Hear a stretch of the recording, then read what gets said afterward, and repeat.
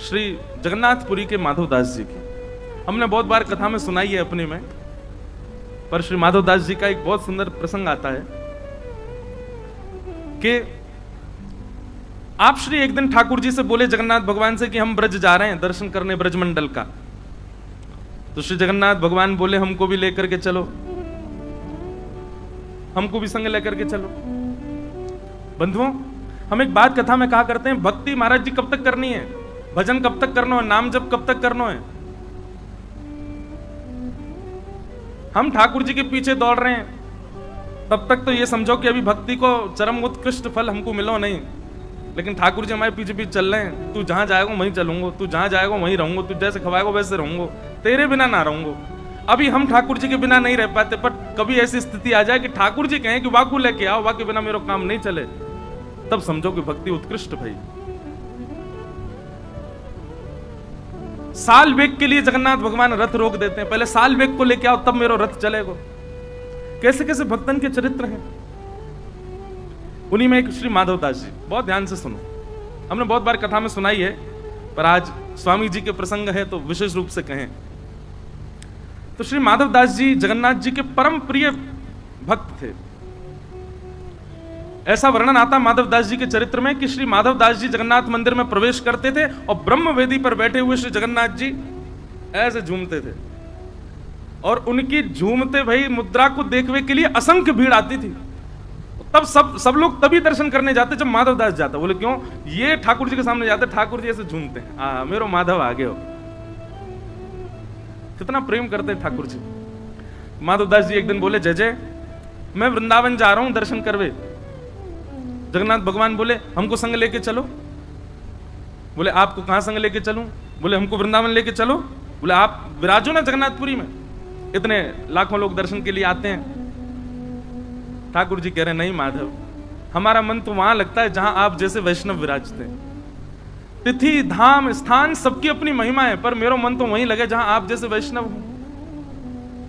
महाराज जी कई कई स्थान तो ऐसे विहंगम जंगल में, वहां कोई व्यवस्था नहीं, वहां ठाकुर जी बैठे हैं। अभी हम पंढरपुर होके आए, महाराष्ट्र में बिल्कुल अंदर प्रवेश कर जाओ तब जाकर के चंद्रभागा नदी के तट पर, वहां कोई बारिश भी बढ़िया से नहीं होती। वहां पे स्थान भी ऐसा है अत्यंत, अभी भी महाराज जी वहां गरीबी दिखती है, ज्यादा धन धान्य नहीं है। वहां पे दोनों भुजा कमर पर धर के ठाकुर जी खड़े, किसके लिए? पुंडलिक के लिए खड़े। तीर्थ धाम स्थान सबकी महिमा अपनी है, पर ठाकुर जी तो वहां बसे जहां हरिदास बसे। माधव हमको संग ले चलो। माधवदास जी बोले जय जय, बड़ा लंबा रास्ता है वृंदावन को, जगन्नाथपुरी तो वृंदावन जाएंगे, रास्ता में हम तो, हमारी तो आदत है 4-4 दिन भी भोजन नहीं मिलेगा तो रह लेंगे। आप कैसे रहोगे? दिन में 8 बार तो भोजन चाहिए आप, और एक बार भी नेक चूक है जाए, कमी पड़ जाए सो आपको भूख लगे आवे, कैसे जाओगे? इतनी व्यवस्था कहां करूंगा? दूसरे आप इतने भारी, कहां मैं पत्रो दुबरो सो कैसे लेके जाऊंगा आपको? ठाकुर जी बोले हम हल्के हो जाएंगे, हम भी भोजन आपकी तरह कर लेंगे। माधवदास जी बोले फल खा के रह लोगे, 2-2 दिन तक पत्ता खा के रह लोगे? यहाँ चटकदार महाराज आपके काजे दाल बने, सुंदर सुंदर पकवान बने, तब तो आपको मन ना लगे, वो पत्ता खा के रहोगे? आप विराजो जगन्नाथपुरी में, हम जा रहे हैं वृंदावन। ठाकुर जी के नेत्र सजल हो गए, माधवदास जी वृंदावन जा रहे हैं, मैं कैसे रहूंगा माधव के बिना? माधवदास जी तो चल पड़े। कहां माधवदास जी 3 दिन तक भूखे रह लेते थे, परंतु जगन्नाथपुरी से नेक ही दूर पहुंचे होंगे महाराज, ऐसी जोर की भूख लगी माधवदास जी को। मन में भाव आयो नेका देर में भोजन नहीं मिला तो मैं तो पेड़ नहीं खा जाऊंगा, इतनी जोर की भूख लगी।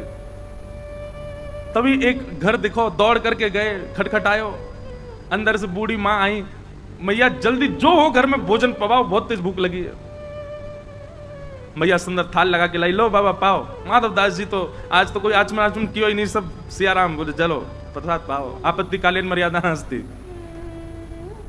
ऐसी जोर की भूख। माधवदास जी ये भी सोचते जा रहे हैं इतनी भूख मुझे कभी लगी नहीं जीवन में। सामने बैठी मैया बोली बाबा नेक आराम थे, धीरे थे, और सबरो अकेलो ही खा जाओगे? बगल में नेक सो बालक बैठो है, या को भी खवाए तो बेचारो ऐसा टुकुर टुकुर देख रहा है आपकी थाली की ओर। माधवदास जी बोले कौन है हमारे साथ? कोई नहीं, मैया हम अकेले आए हैं। बोले अच्छा, ये नेक्सो से बालक बैठो, ऐसे बड़ी बड़ी आंखें यहाँ की, ऐसा काजर लगा करके, मुझे तो यूं लग रही है कौन मैया ने अपना लाला दे दियो। ए बाबा तू कहीं बालकन को अपहरण करके तो ना ले जा रहा। माधव दास जी बोले कोई तो नहीं है मैया। बोले अच्छा, मुझे पागल समझाए, जे बगल में बैठो तेरे। माधव दास जी बोले यहाँ बैठो है। बोले हाँ, कैसो है? बोले बड़े बड़े नेत्र हैं, काजल लगा रखो है, घुंघराले केश हैं सिर पर। बोले मैया वर्ण बताओ, वर्ण कैसो है? बोले सांवलो। माधव दास जी समझ, ओहो जगन्नाथ स्वामी नयन पथगामी भवतु में। नहीं माने, चले आए। तभी मैं कहूं इतनी जोर की भूख क्यों लग रही है। श्री जगन्नाथ जी हृदय में बैठ के आ गए माधव दास जी के। बोले अब तो भैया वहां पर पूजा हो रही है, जगन्नाथ जी कहां? बोले माधव दास के संग चले गए। जिन माधव दास जी को 3-4 महीने में वृंदावन पहुंच जाना था, 7 महीना में पहुंचे। क्यों? नेक चले, भूख लगी आवे। पेट पे हाथ धर के कहें जय जय, नेक धैर्य कर लो, कछू तो चलन दो। जगन्नाथ जी बोले मेरी गलती ना है, तुम लोगों ने खवा खवा की आदत कर दी है मुझे, अब भूख लगे आवे, क्या करूं? बेचारे माधव दास जी पहुंचे वृंदावन। आहा। अच्छा, ये बात क्यों है कि जब बिहारी जी प्रकट भये ना,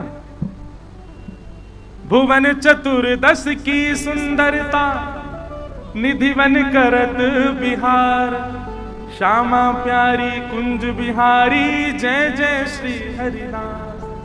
बिहारी जी इतने सुंदर हैं कि महाराज जब बिहारी जी के प्राकट्य की खबर पता चली ना, तो पूरे भारत से संत समाज आयो वृंदावन दर्शन करवे। जब श्री माधव दास जी को पता चली तो माधव दास जी भी आ रहे हैं। जाते ही वृंदावन पहुंचते ही सबसे पहले निधिवन गए।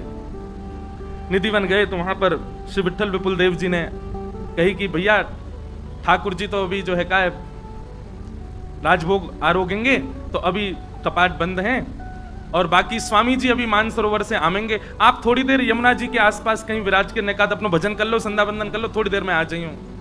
और आप भूखे प्यासे होंगे, अभी तो राजभोग में समय है, इतनी दूर से चल के आए, लो नेक चना ले जाओ। यमुना जी के तट पर गए। आपने जैसे ही स्नान किया, जोर की भूख लगी आई, पेट पे हाथ करके बोले रुक जा रुक जा रुक जा, पवा रहा हूं, नेक डट जाओ। स्नान ध्यान करके अपना स्वरूप श्रृंगार करके संध्या वंदन करके महाराज सोई चना लेकर के पान लगे माधव दास जी। मतलब विचार करो, माधव दास जी पाते हैं, पेट ठाकुर जी का बढ़ता है।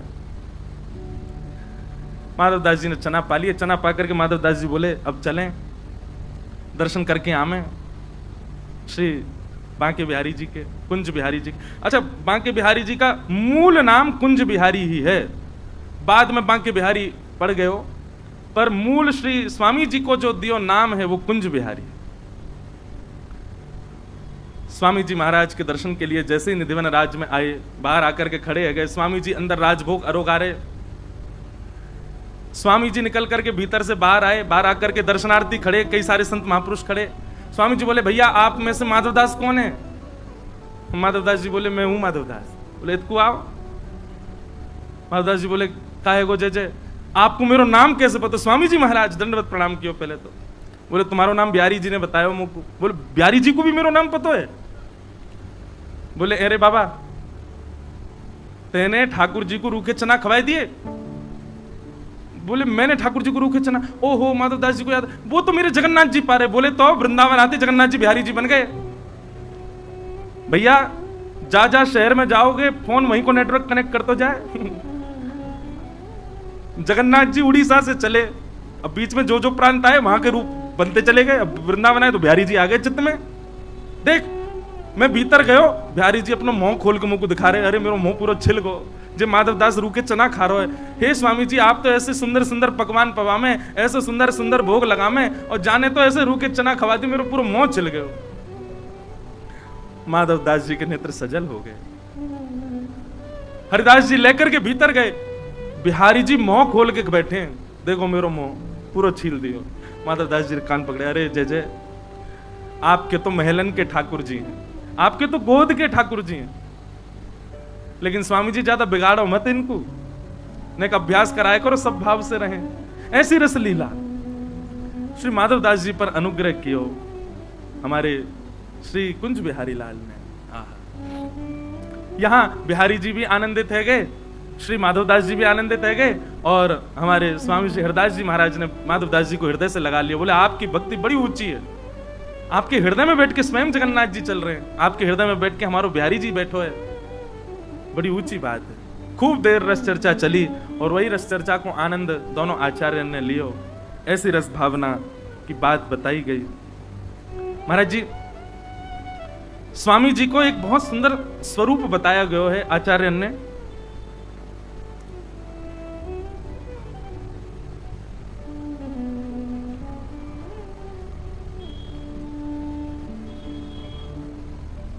सुंदर रज तिलक भाल बांकी भ्रगुटी विशाल। बिहारी जी को देखें और स्वामी श्री हरदास जी को देखें, कोई के हृदय में कितना संशय हो, कितने कैसे भाव हो, सब समान है जाते। अरे बिहारी जी के जब दर्शन अनवसर रहते ना तो लोग स्वामी जी को ही देखते रहते। ऐसा सुंदर स्वरूप उनको, ऐसे सुंदर भाव उनके। अनेक रसिक जन आवे स्वामी जी के पास बैठ करके स्वामी जी से रस चर्चा करें। तभी एक घटना ब्रजमंडल में घटी, बहुत ध्यान से सुनियो। एक घटना ब्रजमंडल में घटी, और ये घटना कैसी भाई? अष्ट सखान में एक सखा है श्री कृष्णदास जी। क्या नाम है? आप लोगों ने यदि हमारी पहले कथा सुनी होगी तो कृष्णदास जी का एक पद हम बहुत गाते हैं। मेरो मन गिरधर छवि पे अटक्यो। ये श्री कृष्णदास जी का पद है। तो कृष्णदास जी मंदिर के अधिकारी, श्रीनाथ जी मंदिर गोवर्धन के, बहुत ध्यान से सुनियो, बड़ी सुंदर चर्चा है। तो कृष्णदास जी गोवर्धन मंदिर के अधिकारी, गिरिराज जी श्रीनाथ जी के अधिकारी। तब श्रीनाथ जी गोवर्धन में विराजते थे, फिर बाद में यहां आ गए उदयपुर के पास। तो कृष्णदास जी को नियम हतो, वो नित्य जल की सेवा मंदिर की करते और स्वयं जाते, कुआं से जल लेकर के आते और ला करके मंदिर सेवा में पधराते। एक दिन श्रीनाथ जी ने प्रत्यक्ष प्रकट है करके, श्रीनाथ जी तो प्रकट ही थे, बात करते थे अष्ट सखाओं से। ठाकुर जी ने कही, बोले कि हे कृष्णदास, अब तुम वृद्ध रह गए हो, आप अब सेवा करनी धीरे धीरे कम कर दो। इतनी भोर में जाओ, जल लेकर के आओ, हमको बड़ा श्रम हो गया आपको देख करके। कृष्णदास जी बोले, हमारी करनी को कितने सारे लोग देख करके पालन करते हैं, यदि हम ही हाथ पे हाथ धर के बैठ जाएंगे तो बाकी के लोगों को क्या प्रेरणा मिलेगी? इसलिए जय जय, हमको सेवा करने दो, आप हमको रोको मत। ठाकुर जी बोले, जैसी तुम्हारी राजी। और एक दिन कैसा हुआ कि श्री कृष्णदास जी जल भरने के लिए कुआं पे गए, और जैसे ही जल भर करके बाहर निकाल रहे, आप श्री का पैर फिसल गया और कुआं में गिर गए। और कुआं में गिर करके श्री कृष्णदास जी के भगवत धाम गमन हो गया, भगवत धाम गमन हो गया। आश्चर्य की बात यह तो थी, दुखद घटना थी कि भैया एक परम वैष्णव भक्त भगवत धाम को प्रस्थान कर गए। पर चर्चा का विषय ब्रजमंडल में यह बना हुआ था कि एक परम वैष्णव की, एक परम भागवत की, एक ऐसे दिव्य महापुरुष की इस प्रकार से मृत्यु होना लोगों का भक्ति से विश्वास उठाने जैसा लग रहा था। सब जगह ये चर्चा होने लगी। बोले कि क्या फायदा ठाकुर जी का नाम जप करने का, क्या फायदा इतनी सेवा करने का, क्या फायदा इतना भजन करने का। कृष्णदास जी को देखो, कुआं में गिर गए, प्राण निकल गए। अरे कम से कम प्राण जाते तो कम से कम ऐसे तो कि सही तरीका से जाते, इस प्रकार ये तो अकाल मृत्यु जैसी है। अब तरह तरह की बात ब्रजमंडल में घूमने लगी। ऊपर से किसी ने एक बात और जोड़ दी। बोले क्या? बोले वो तो भूत और बन गए। किसी ने ये बात कह दी कि वो भूत बन गए। अब जब बात फैलती है ना, तो मानव का ऐसा स्वभाव है, साइकोलॉजी है ऐसी कि वो उस चीज को घर कर लेता है। अच्छा, एक तो अकाल मृत्यु, भूत और बन गए। अब कोई बेचारो पनघटते जल भर के ला रहा है, तो जबरदस्ती टीक दोपहरी खाली, कोई भी नहीं रास्ता में। अब जोर की हवा चल जाए तो ओहो कृष्णदास जी पीछे पड़ गए मेरे, हवा चली बहुत जोर की। बाकी के सब विश्वास भी कर ले, बोले हाँ सही कह रहे हो, भूत तो बन ही गए वो। कृष्णदास जी के लिए कहा जाता है कि उनकी अधोगति, उनकी अकाल मृत्यु, और यह तक कह दिया कि वो एक प्रेत बन गए। स्वामी श्री हरदास जी महाराज कहते हैं, ध्यानपूर्वक सुनिएगा। बोले माथे पर ऊर्ध्वपुंड विराजमान हो गया, ब्रजमंडल में जन्म हो गया, संपूर्ण जीवन में एक बार भी ब्रजरज को बड़ी निष्ठा से जिसने अपने माथे पर अंकित कर लिया, गुरु कृपा से गुरु दीक्षा ग्रहण कर ली, और अपना संपूर्ण जीवन में एक बार भी ठाकुर जी का भजन गा लिया, वृंदावन रस को गा लिया, स्वामी जी कहते हैं उसकी अधोगति जीवन में नहीं हो सकती। कृष्णदास जी ने तो पूरा जीवन ठाकुर जी की सेवा में निकाल दिया, कैसे कह सकते हैं कि उनकी अधोगति हुई है? स्वामी जी को बहुत चिंता हुई इस बात को सुनकर के, ये तो गलत है। महाराज जी वर्णन ऐसा है स्वामी जी के रस भावन में कि श्री हितरवंश महाप्रभु गोपाल भट्ट गोस्वामी जी, हमारे श्री गोपीनाथ जी और श्री गोविंद देव जी को प्रकट करता श्री रूप सनातन जी और श्री हरिराम व्यास जी, ऐसे अनेक रसिक जन सब आए निधिवन में, और निधिवन में एक पूरी गोष्ठी बैठी कि भैया ऐसे ऐसे ये तो भक्ति पर प्रश्न चिन्ह उठ रहा है, कृष्णदास जी की अधोगति हो गई, वो प्रेत बन गए, बड़ा लोग बाग तो भक्ति करने से डर रहे हैं, मंदिर जाने से यूं कह रहे हैं, कुछ फायदा ना है भैया, कृष्णदास कुआं में गिर गो। स्वामी जी बोले अब हम ही को कुछ करना पड़ेगा। तो बोले क्या करें? ब्रजवासीन की मंडली बुलावें कि सब ब्रजवासीन को बुलावें, 84 को उसमें निमंत्रण भेजें कि सब निधिवन में आओ, पंगत पावे, तब आपका जो प्रवचन करो।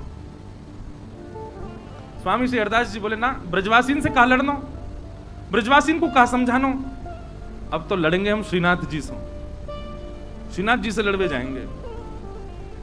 और महाराज यहाँ पर श्री हितरवंश महाप्रभु, स्वामी श्री हरदास जी महाराज और श्री हरिराम व्यास जी, गोपाल भट्ट गोस्वामी, रूप सनातन गोस्वामी, ऐसे ऐसे अनेक आचार्य सब अपनी भक्त मंडलियों को लेकर के निकल पड़े वृंदावन से गोवर्धन की ओर, श्रीनाथ जी को मिलवे जा रहे।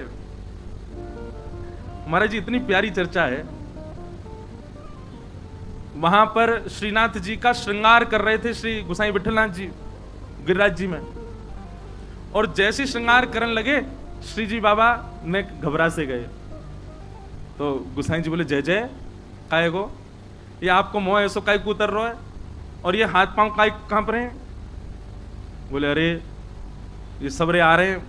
बोले कौन आ रहे हैं? बोले स्वामी श्री हरदास जी, हितरवंश महाप्रभु और क्या कहते हैं हरिराम व्यास, गोपाल भट्ट गोस्वामी, रूप सनातन गोस्वामी, सबरे आ रहे हैं, मोते लड़वे आ रहे हैं। विठलनाथ जी बोले अरे अखंड कोटि ब्रह्मांड नायक सर्वेश्वर ईश्वर जगदीश्वर श्री कृष्ण, अरे ये सब संत जन आपको यश गांव है, ठाकुर जी इनसे काय को डर रहे? बोले संत तो बाह्य रूप थे, भीतर तो सबरी सहचरी हैं, वो ललिता है, दूसरी विशाखा है, तीसरी बंसी है, चौथी कोई है, तो ये सब सबके निज रूप तो सखीन के हैं, और सखीन से ही डरे ठाकुर जी।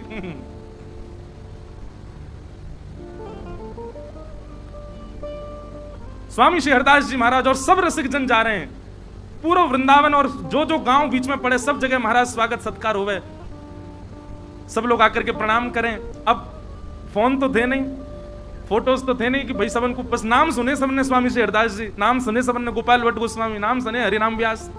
अब जो जो गांव से निकले तो गांव बारे बेचारे हाथ जोड़ खड़े, अब ये ना पता है कौन सो कौन।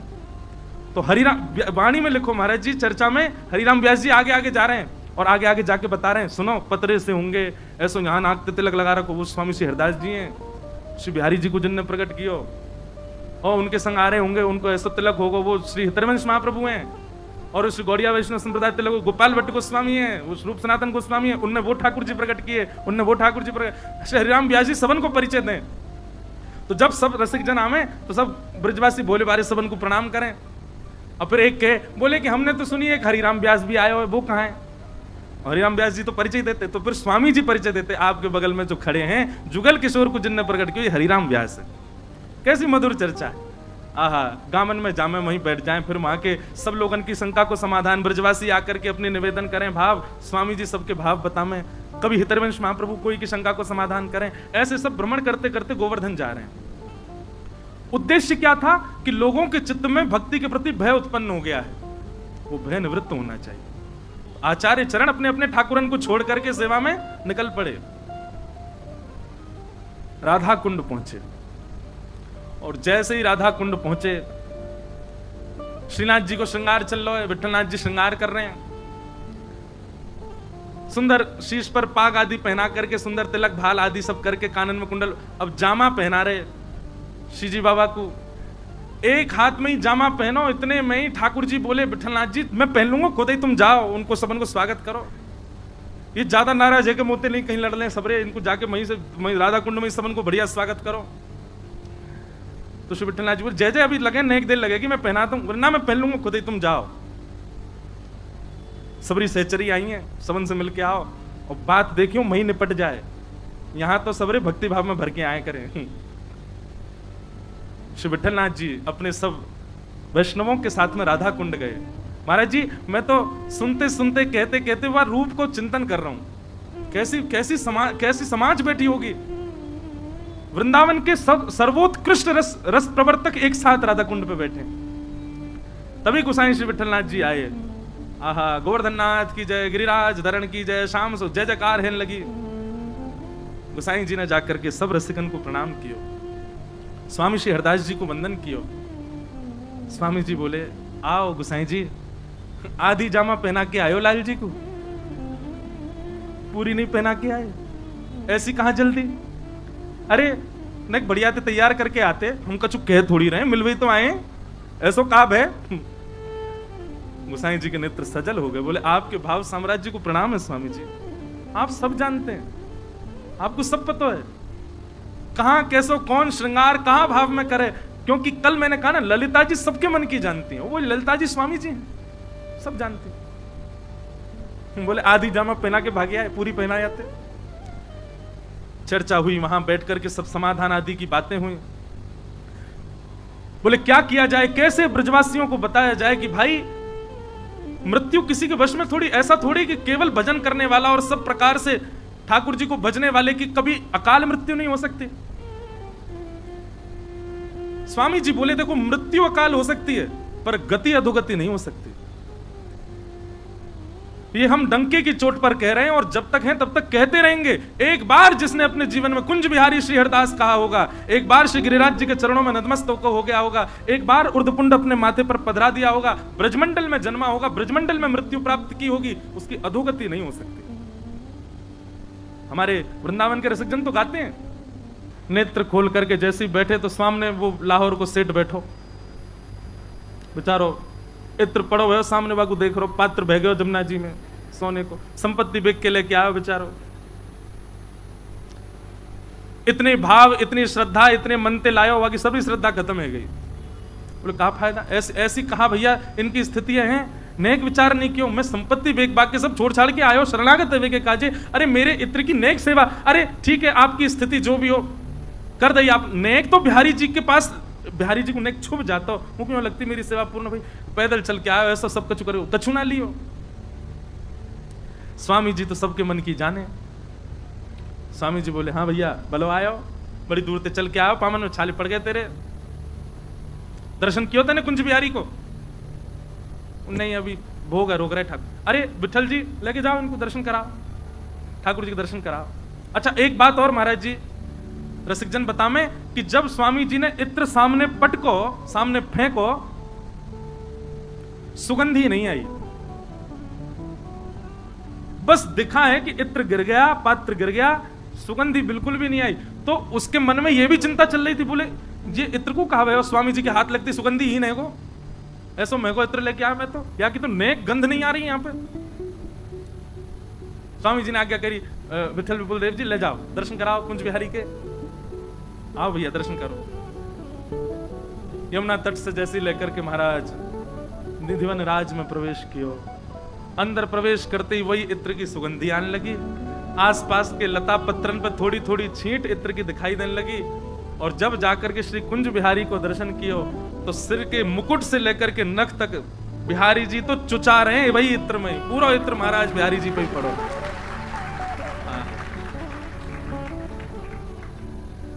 वो तो महाराज वहीं नाचन लगो, बोले मैं समझ ही नहीं पाया मुझे भयो का। तब विठल विपुल देव जी ने मन की बात बताई, बोले कि आज मानसी में ऐसी ऐसी लीला भाई, तेरो इत्र तो भैया सबसे श्रेष्ठ स्वीकार कियो, बिहारी जी ने ऐसा तो कोई को स्वीकार नहीं किया, हमेशा के लिए शरणागत है गयो। कुंज बिहारी श्री हरदास, श्री हरदास जी महाराज के चरणों में प्रणाम करके उन्हीं को अनुगत्य में रहने लगो, ऐसे स्वामी जी महाराज। अच्छा सामने आने वाले इनके मन को भाव जान ले स्वामी जी, ऐसा नहीं है। ब्रजमंडल में कितने रसिकजन जो अपनी अपनी कुंजन में बैठे हैं, अपने अपने घर पे बैठे हैं, अपनी अपनी लीला, उनके भाव भी स्वामी जी निधिवन में बैठे बैठे समझ जाऊंगे। क्यों? ललिता जी हैं, सब सहचरी इनकी आचार्य। एक बहुत सुंदर चर्चा आवे महाराज जी, 6 गोस्वामियों में एक गोस्वामी श्री रघुनाथ दास जी, बहुत सुंदर चर्चा है, ध्यान पूर्वक सुनियो। एक हम थोड़ी सी बात कहें आप सबसे,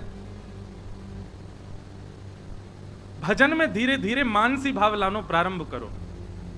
मानसी भाव को मतलब कहा है, आपके जो आराध्य ठाकुर जी हैं, जिनकी भी आप सेवा करते हैं, चाहे लड्डू गोपाल हैं, त्रिमंगलली ठाकुर जी हमारे गिरधर गोपाल हैं, जो भी आपके सेवा के अर्चावतार आपके ठाकुर जी हैं, उनको श्रृंगार करके भोग पधरा के आरती पूजन वंदन करके और फिर उनकी छवि को ही नेत्रबंद करके अपने हृदय में एक कुंज बनाओ और वह कुंज में ठाकुर जी को विराजमान करके कथा आदि जो आप सुन करके जाते हैं, उसमें जो लीला आपने सुनी, जैसे अभी होली की लीला सुनी, नौका विहार लीला सुनी, गोवर्धन धारण लीला सुनी, जल क्रीड़ा सुनी, मान लीला सुनी, ऐसी लीलाएं सुनकर के केवल खुश हो जाने से काम नहीं चले। अब भक्ति में आपको प्रयोग कैसे कि आप वही लीला हमसे सुनिए, चाहे किसी से भी सुनी, वह लीला में श्री कृष्ण के रूप में अपने ठाकुर जी को देखो। आपके लड्डू गोपाल, आपके त्रिभंग लली लाल, आपके गिरधर गोपाल वह लीला में कैसे जच रहे हैं। महाराज जी, भाव तो अंतरंग है, पर फिर भी मैं कहूं, जो भी लीला, जो भी पद गाए जामे व्यासपीठ से, वहां में श्री कृष्ण की छवि जो भी मैं वर्णन करूं, मैं अपने लाल जी को ही देखूं। कटाक्ष नेत्र हैं, नेक सी नासिका है, मधुर मुस्कान है, गोल गोल से गोलगप्पा से इनके गाल हैं, ऐसे मधुर से लड़ुआ से उनको मोह है, छोटे से भुजा, छोटे से हाथ, नेक से लाला, फिरकनी जैसे घूम रहे हैं रास में। बैनी पीछे को चल रही है, पटका यहां को झूल रहे हो। ऐसा चिंतन करके जब वाणी से कही जाए व्यासपीठ से, तभी सुख मिले बोलवे में। और केवल कहवे की नहीं, मैं कथा कोई की सुनूं भी हूं तो कोई लीला अगर सुना रहे हैं, पूज्य हमारे महाराज जी सुना रहे हो, हमारे पिताजी सुना रहे हो, तो वह लीला को भी चिंतन करूं तो मैं लाल जी को चिंतन करूं, हमारे लाल जी ऐसे लीला कर रहे हैं। वही मानसी है। मानसी में जाओ, नित्य नवीन सेज बनाओ, नित्य नवीन लीला कराओ, नित्य नवीन लीलान में भाव रखो। ठाकुर जी ये कर रहे हैं, ठाकुर जी ये कर रहे हैं, ठाकुर जी ऐसे कर रहे हैं। पर याद रहे, सावधानी, अगर आपके मानसी में, एक बात हमको ब्रज के रसिक ने एक बात कही, वो बात हम आप सबसे कहें, अगर आप मानसी चिंतन में बैठते हैं और मानसी चिंतन करते समय यदि लीला में कोई ऐसा चित्र आपको दिख जाए जो नहीं दिखना चाहिए, क्योंकि हमारी विचारधारा शुद्ध तो है नहीं, हमारा खान पान शुद्ध तो है नहीं, हमारी मानसिकता शुद्ध तो है नहीं कि मानसी में हमको अच्छा ही अच्छा दिखे। ब्रज के रसिक जन इतने इतने वर्षों तक प्रयास करते हैं, तब भी मानसी में प्रवेश नहीं कर पाते। तो हम लोगों का तो आचार विचार भोजन बड़ा अशुद्ध है, हम मानसी में कैसे प्रवेश करेंगे। तो कहीं यदि मानसी में आपको ऐसा चित्र दिख जाए या ऐसा भाव दिखे जो नहीं दिखना चाहिए, उसके बाद कम से कम 1 महीना तक मानसी में मत जाइएगा। फिर भजन बढ़ाओ, भजन बढ़ाओ, सत्संग बढ़ाओ, नाम जप बढ़ाओ, रसिक जनन के चरण वंदन करो, और फिर 1 महीना बाद फिर प्रयास करो। और प्रयास करने में फिर मानसी में कोई ऐसी स्थिति हो जो नहीं होनी चाहिए, फिर 1 महीना तक मानसी मत करो। भैया, बिना महत्पाद रजोभिषेकम, श्रीमद् भागवत में कह रहे हैं, जब तक महत्पुरुषों की रज की कण और महत्पुरुषों की वाणी पर अटूट विश्वास, अपने नाम जप पर अटूट विश्वास, एकादशी निष्ठा, तुलसी निष्ठा आदि ये सब निष्ठाएं परिपूर्ण नहीं होंगी, आप मानसी में प्रवेश नहीं कर सकते। क्योंकि मानसी कोई चिंतन नहीं है, कोई विचारधारा नहीं, वो प्रत्यक्ष लीला है। पर प्रारंभ करो, धीरे धीरे मानसी में जाओ, चिंतन करो। अब हमको कभी कभी संशय होता है, मीराबाई ठाकुर जी की बाल लीला कैसे गा रही हैं? कृष्णदास जी, गोविंद स्वामी, सूरदास जी, इन सबको ठाकुर जी की बाल लीला का दर्शन कैसे हो रहा है? ये सब मानसी में दर्शन करते हैं, नेत्र बंद करके मन में चिंतन करते हैं उस लीला का, और वहीं पर कुछ ना कुछ ऐसे भाव इनको दिखते हैं जो कहीं लिखे हुए नहीं है।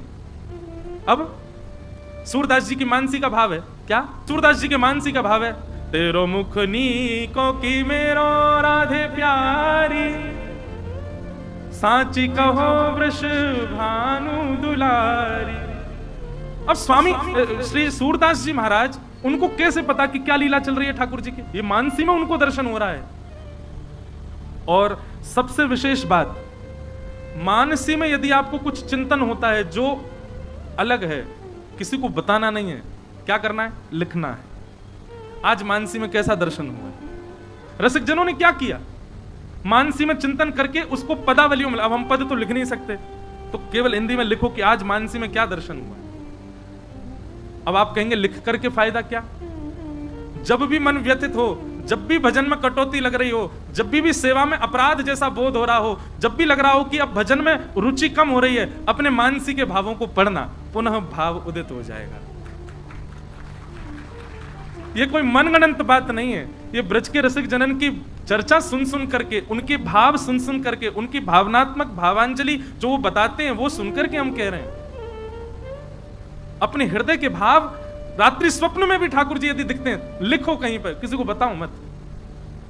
और वो लिखी हुई डायरी भी किसी को नहीं, स्वयं पढ़नी है, उससे बार बार भक्ति का उद्दीपन होगा। तो षड गोस्वामियों में श्री रघुनाथ गोस्वामी जी, बहुत ध्यानपूर्वक सुनिएगा। राधा कुंड में विराजते थे आप, और राधा कुंड में आप एक दिन मानसी में चिंतन कर रहे थे ठाकुर जी की लीला का। कैसी लीला है? लीला ऐसी है कि बहुत सुंदर लीला है महाराज जी। किशोरी जी ठाकुर जी को संकेत कर रही हैं कि मोकू मिलवे को मन है रोए, मिलवे आओ। महाराज जी एक पद है, मुझे बहुत दिनों से मिल नहीं रहा, आपको यदि कहीं वाणी जी में मिले तो आप कृपा करके मोकू प्रदान करियो। भाव ऐसा है कि किशोरी जी ठाकुर जी से मिलना चाहे तो संपर्क कैसे बने दोनों उनमें, क्योंकि यहां पे सब बरसाने की सखियां हैं, वहां ठाकुर जी के संग सब सखा हैं। तो ठाकुर जी कहा करें, किशोरी जी कहा करें, ऐसा श्रृंगार करके आमे कि श्रृंगार से संकेत दे मैं ठाकुर जी को। अगर किशोरी जी ने ताकि मत, मैं बार बार भूल जाऊं, लहंगा, हाँ, नीलो लहंगा पहनो, नीलो लहंगा पहनो है, गुलाबी चुनरी ओढ़ी है, तो मानो किशोरी जी कहा संकेत कर रही हैं, बोलो नीलो लहंगा मतलब है कुंड, और गुलाबी चुनरी मतलब हम कमल उग रहे होंगे, वहां मिलेंगे आज। ठाकुर जी समझ, अच्छा। अब फिर उसके बाद दूसरा संकेत क्या है? अगर शीश पर जो चूड़ामणि है वो मणिन की विराज रही है, अलग अलग रंगन की है, तो मानो वो संकेत कर रही है कि दिन में मिलेंगे, और श्वेत है तो मानो यूं कह रही है कि पूर्णिमा की चंद्रमा पर मिलेंगे। और किशोरी जी के मुखमंडल की जो पत्रावली है, वो पत्रावली में जितने बिंदु हैं, ठाकुर जी खड़े खड़े उनको गिनते रहे हैं, कितने बिंदु हैं, जितने बिंदु हैं उतने सखी आमेंगी संग में। और कोई पत्रावली को श्रृंगार नहीं है, केवल एक बिंदी लगा करके आई हैं, तो मानो किशोरी जी कह रही हैं अकेली आऊंगी मैं, और कोई नहीं आवेगा। ऐसे ठाकुर जी अनुभव करें। तो आज श्री रघुनाथ दास जी के मानसी में क्या दिख रहा है कि किशोरी जी ठाकुर जी से सूरज कुंड पे मिलवे के काजे आई हैं। यहां ठाकुर जी अपने सखान के संग घूम रहे हैं, दूसरी तरफ किशोरी जी अपनी सखीन के संग घूम रही हैं। अब बस दोनों एक दूसरे को निहार ही रहे हैं, चर्चा करते रहे, मैं फिर निहार लें, फिर चर्चा करें, फिर निहार लें। लेकिन इतने में ही कहा भयो, श्री किशोरी जी की नानी हमारे आज मुखराई वाले बाबा और आए हैं यहाँ पे, मेहनत है गए अब तो मुखराई हमारी किशोरी जी की ननिहाल है, और वहीं से महाराज जी आए हैं। तो किशोरी जी की नानी को नाम मुखराई हो ना, मुखरा। तो किशोरी जी यहां पर, सब लोग ध्यानपूर्वक सुनिए, मानसी को भाव है रघुनाथ दास जी। अब किशोरी जी यहां पर मिलवे आई हैं, ठाकुर जी देख रहे हैं, वहां से किशोरी जी देख रही हैं, बीच में कुंड है। इतने में ही किशोरी जी की नानी मुखरा आ गई और आकर के बोली, अरे अरे श्यामा कहां को गई, अरे लाडली कहां को गई, अरे लाली तू कहां चली गई। भैया मार्ग देती हूँ बीच में, हमारे वृंदावन, अरे सवरे का खड़े गए, बैठ जाओ, बीच वाले हो बस।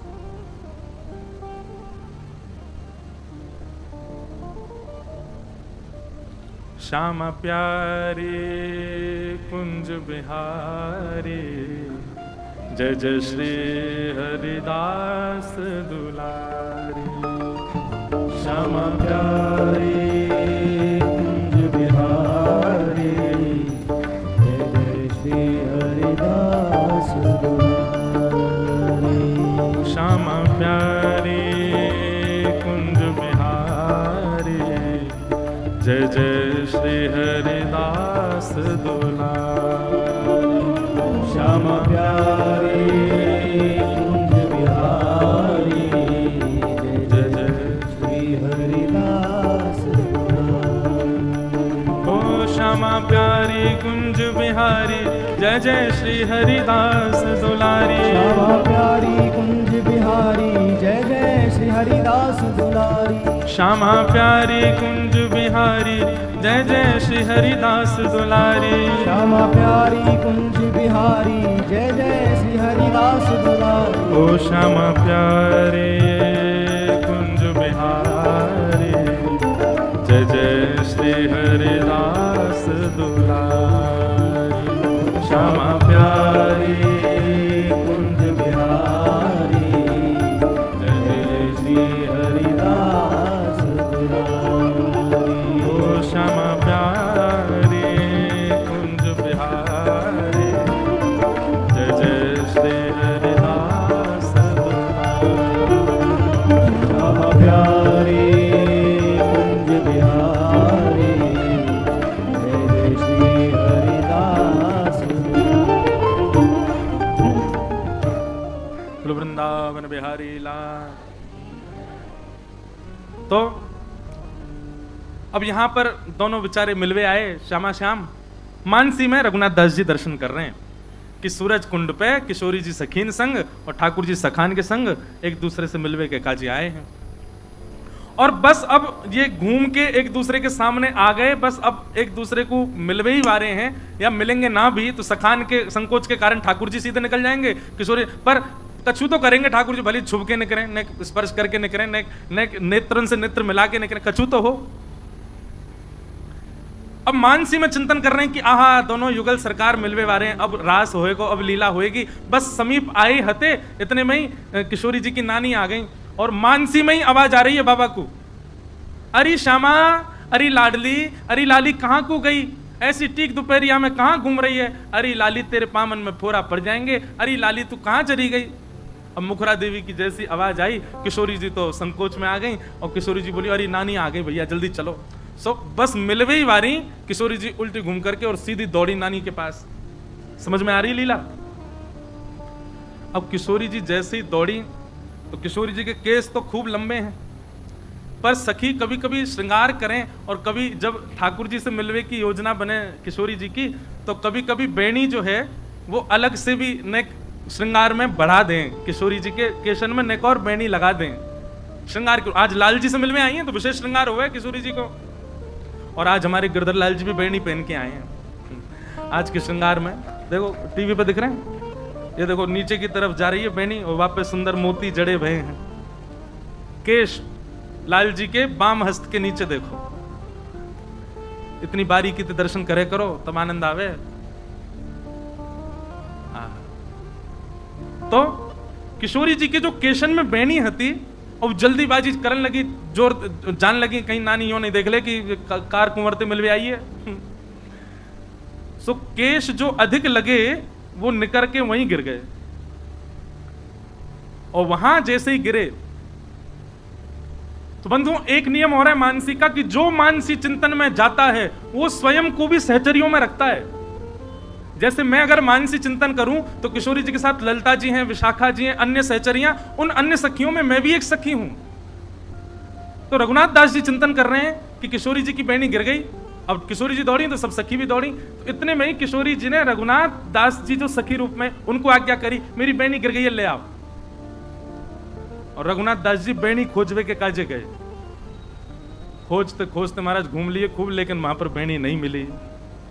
स्थिति ये हो गई कि मानसी से बाहर आ गए और बाहर आकर के कहा करें, आसन उठा के देखें, अगल बगल में सब खोज के देखें, अपनी कुटिया की सामग्री उठा उठा के देखें, बेणी कहाँ है, बेणी कहाँ है। ढूंढते ढूंढते ऐसे भाव साम्राज्य में चले गए। अब मानसी नष्ट हो चुकी, अब प्रत्यक्ष भाव में है, प्रत्यक्ष में भी ढूंढ रहे हैं, राधा कुंड में डुबकी लगा के भीतर ढूंढ रहे हैं, गिरिराज जी की परिक्रमा में ढूंढ रहे हैं, गोवर्धन पे जा जाके ढूंढ रहे हैं किशोरी जी की बेणी कहाँ है। ढूंढते ढूंढते आप गिरिराज जी से वृंदावन की ओर निकल पड़े और रास्ता भर रुदन कर रहे हैं। किशोरी जी ने पहली बार सेवा दी और मैं कछु नहीं कर पाया, वे बेणी कहाँ चली गई। और आप भ्रमण करते करते करते रुदन करते करते जैसे वृंदावन पहुंचे, वृंदावन में सबसे पहले आप निधिवन गए और जैसे ही निधिवन गए बिहारी जी को दर्शन करने, आंखें लाल पड़ी, नेत्रन से अश्रु गिर रहे हैं और सब जगह ढूंढते आ रहे हैं वृक्ष वल्लरी सब, कहीं बेणी मिल जाए हमारी श्री जी की। स्वामी शेरदास जी महाराज बैठे, रघुनाथ दास जी को देख के विठल विपुल देव जी कही, इनको लेके आओ यहाँ पे। रुदन कर रहे हैं भाव में, किशोरी जी की बेणी ना मिल रही है। बाबा रोनो बंद करो, काई को रहे हो ऐसे? आप यो ना पता ही कि बेणी छोड़ करके किशोरी जी गई, मां पीछे कन्हैया भी तो खड़ो, और किशोरी जी की कोई सामग्री रजा कन्हैया छोड़ देगो बाको। अब रघुनाथ दास जी के मानसी को स्वामी शेरदास जी पहचान गए और बोले, कन्हैया लेके भाज गए हो भाई। रघुनाथ दास जी तो इतने भाव में भर गए, बिहारी जी से कहने दो बेणी दो किशोरी जी की। बिहारी जी से कहने लेके भागे। अरे इन पे नाधरी मैं बताऊं कहाँ है? बोले कहाँ है? बोले राधा कुंड ने आगे जाओगे, वहां एक पीपल को पेड़ है। हाँ भाई, पीपल के पेड़ के नीचे बहुत सारे भौरा घूम रहे होंगे। वो भौरा कोई और ना है, जो कन्हैया ही है। और वो भौरा जहाँ पे घूम रहे होंगे, नीचे पुष्प अंकित वो जो बेणी है वही श्री किशोरी जी की बेणी है, जाओ ले लो।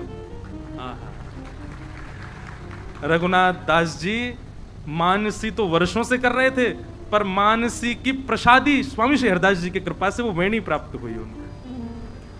स्वामी जी ने बताई, जाओ जाकर वहां देखो पीपल वृक्ष के नीचे भौरा डोल रहे होंगे, वही नीचे बेणी है, वही किशोरी जी की बेणी है। भौरा कोई और नहीं है, कन्हैया ये प्रणाम कर लियो उनको। रघुनाथ दास जी गए गिरिराज जी और गोवर्धन में जाकर के राधा कुंड के पास पीपल वृक्ष के नीचे जाके देखो भौरा मंडरा रहे। जैसे रघुनाथ जी गए तो भौरा तो वहां से प्रस्थान कर गए। नीचे देखो तो किशोरी जी की प्रत्यक्ष बेणी उनको प्राप्त हुई। कितने जीवों की मानसी की सेवा को प्रत्यक्ष प्रसाद दिला दिया स्वामी श्री हरदास जी महाराज। विठल विपुल देव जी को करुआ दिला दिया निकुंज से। रघुनाथ दास जी को मानसी में जाकर के उनकी मानसी की लीला को पूर्ण करा दिया। जाओ किशोरी जी को दे दियो। तो मानसी में जाकर के आपने किशोरी जी को प्रस्तुत किया, तो किशोरी जी ने वही बेणी श्री रघुनाथ दास जी के गूंथ दी। बोले अभी आपकी है, आप ही रखो, तो सदा वही को अपने पास रखो। ऐसे स्वामी श्री हरदास जी महाराज कृपा करी, सब रसिक आनंद में है।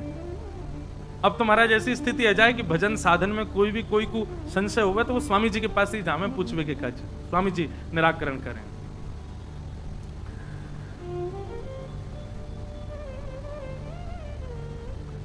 कथा प्रसंग आता है, बहुत सारे प्रसंग हैं। तानसेन स्वामी जी के परम सेवक हुए। तानसेन का नाम तो सबने सुना ही है, मधुर गायक हुए।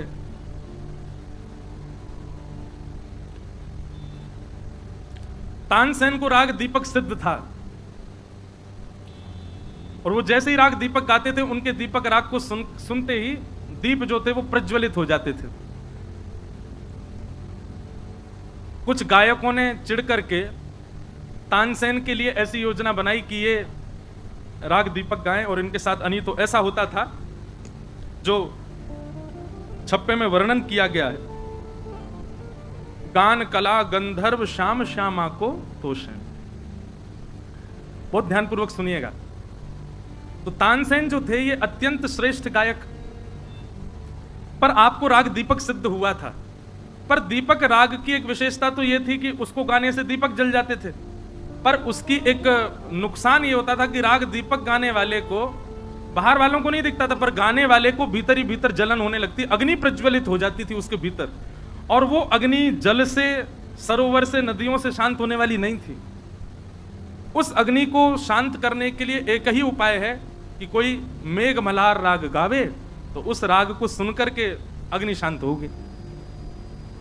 और तानसेन अभी मेघ मल्हार राग अच्छे से निपुण नहीं हुए थे गाने में, इसलिए तानसेन ने धीरे धीरे कम कर दिया राग दीपक गाना, क्योंकि जलन होने लगती थी। अब मेघ मल्हार कोई गा के सुनाए तब ठीक होते थे, अब कोई गाने वाला था नहीं।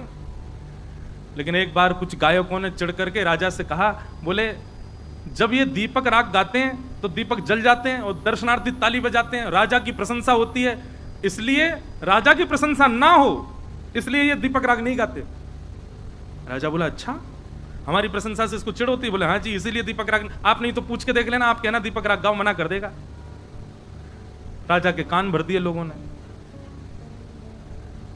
राजा ने आज सभा में तानसेन से कहा, बोले तानसेन दीपक गाओ। इतने में सैनिक आए, दीपक ले आए घी डाल के। तानसेन बोला, भगवान आपसे प्रार्थना है कि दीपक गाने के लिए आज्ञा ना दें, क्योंकि मुझे बहुत कष्ट होता है गाने में। राजा बोला कोई कष्ट नहीं होता, ये सब हम तुम्हारी चाल समझते हैं। सभा सब आनंदित होती है, हमारी सभा है, आनंदित होती है और हमसे आनंदित होती है, वो देख करके तुम प्रसन्न नहीं होते, इसीलिए गाने से मना कर रहे हो। या तो गाओ, नहीं तो हम तुम्हारे प्राण हरण कर लेंगे। तानसेन बोला दोनों तरीके से मृत्यु है, नहीं गाऊंगा तो राजा मार देगा, गाऊंगा तो जल जाऊंगा, अंदर ही अंदर मेघमल्हार कोई सुनाएगा नहीं, मृत्यु हो जानी मेरी। तानसेन पहले भी ब्रजमंडल आ चुका था, तानसेन पहले भी ब्रज में आकर के सेवा कर चुका था, पर स्वामी जी से अभी तक उसकी भेंट नहीं हुई थी। गोवर्धन आया था श्रीनाथ जी की हवेली में गाने। महाराज जी एक लीला ऐसी सुनाई जाती कि तानसेन जब गाने आया श्रीनाथ जी के सामने तो पान मुख में रख करके गा रहा था। तो गोसाई विठलनाथ जी बोले झूठे मुंह सेवा कर रहे हो ठाकुर जी की, कुल्ला करके आओ चलो। तानसेन बाहर गया, बोले अब वो तो राजाओं के दरबार का गायक, उसको क्या पता मंदिर में कैसे गवता है। गया बाहर जाकर के कुल्ला आदि करके आया, बढ़िया उसने सब स्वच्छ होकर के आया। फिर उसने जब गाना शुरू किया तो भीतर खड़े श्रीनाथ जी झोंके लेने लगे, नींद आने लगी ठाकुर जी को। तो गोसाई विठलनाथ जी भीतर गए, बोले जय जय कहा भयो। बोले पहले बढ़िया गा रहो, अब तो जन कहा रहे करो, मैं तो आनंद ही ना आ रहा। गोसाई जी बोले जय जय पहले पान मुंह में धर के गा रहो। अब मैंने कही अपरस की भावनाएं आपके लिए शुद्धता देखनी पड़े, हाथ पाम धो, मुखों को पूछो होना चाहिए, तो मैं नहीं कहती कुल्ला करके ना या तो यो को फिर पान खा के आए फिर गावे। गोसाई जी ने पर्दा क्यों जय हो, ये सबरे नियम हमारे काजी बनाए हुए हैं, अपरस करो, हाथ खासा करो, शुद्धता रखो, न्यो कपड़ा पहनो, और ये नहीं होना चाहिए, ये नहीं होना चाहिए। और यहाँ करवे में या के काजे अब देखो या तो कभी चलो जाए, और यदि गानो चारो पान खा के आए पहले। गोसाई जी बाहर आए, तानसेन बोलो जी जय जय आज्ञा। बोले तुम पान खा के आओ। बोले आप तो मना कर रहे थे झूठे मुंह नहीं, अब खाया हो कोई बात नहीं। 2 पान दबा के आयो, जैसे ही राग गाने शुरू किए सीना जहां अब बढ़िया लग रहा हूँ। तो भैया बड़ो नवीलो ठाकुर है, जन कौन को कौन सा गुण बढ़िया लग जाए। हम नहा धो करके अपरस में खिचड़ी बना दे तो पावे ना हमें, और कर्मा भाई बिना नहाए धोए बना दे, बाकी खावे काजे दौड़े चले हमें। न जाने कौन से गुण पर दया निधि रीझ जाते। ठाकुर जी की लीला भैया कब कौन से कहां रीझ जाए कुछ पता नहीं। तो तानसेन, सब लोग सावधानी से सुनो।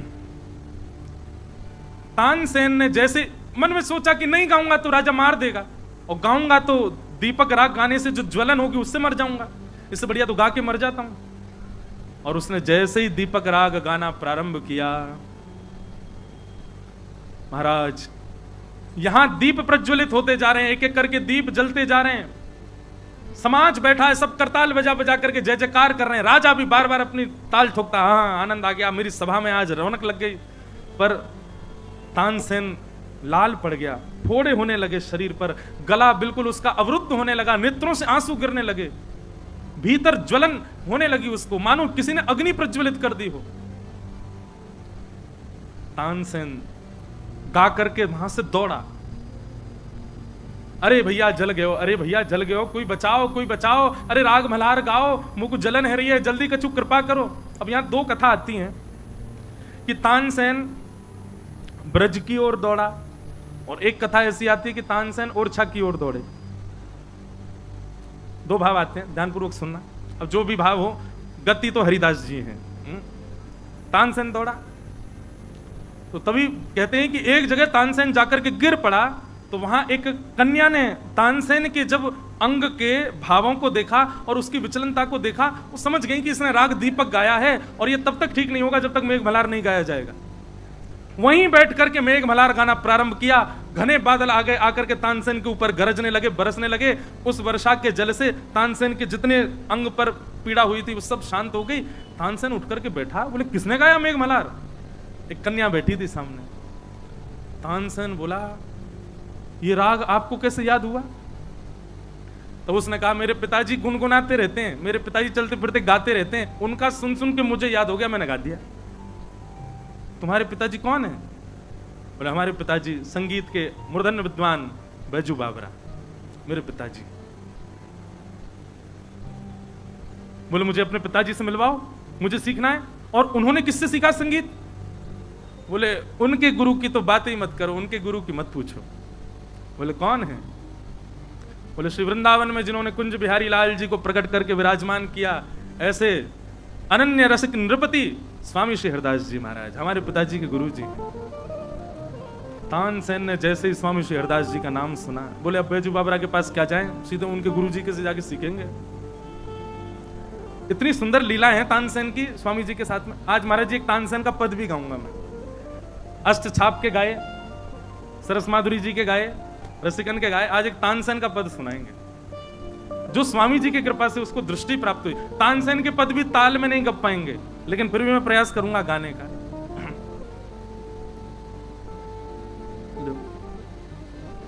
तानसेन पहुंचा वृंदावन, वृंदावन गया,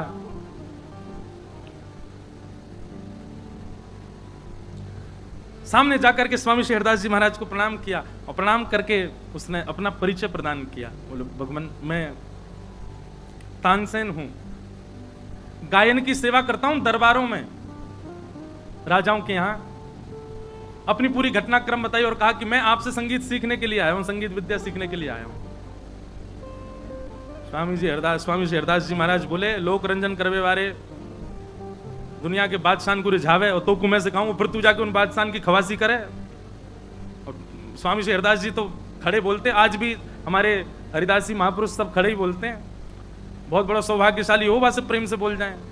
अच्छा एक बात है, जहां से प्रेम से बोल जाए वहां सौभाग्यशाली है ही नहीं। जहां में पढ़े महाराज दो चार डंडा समझो कि हाँ लकुटी पड़े स्वामी जी हरदास जी की है ना, ऐसी एक आध पड़ जाए समझो हाँ कृपा है गई।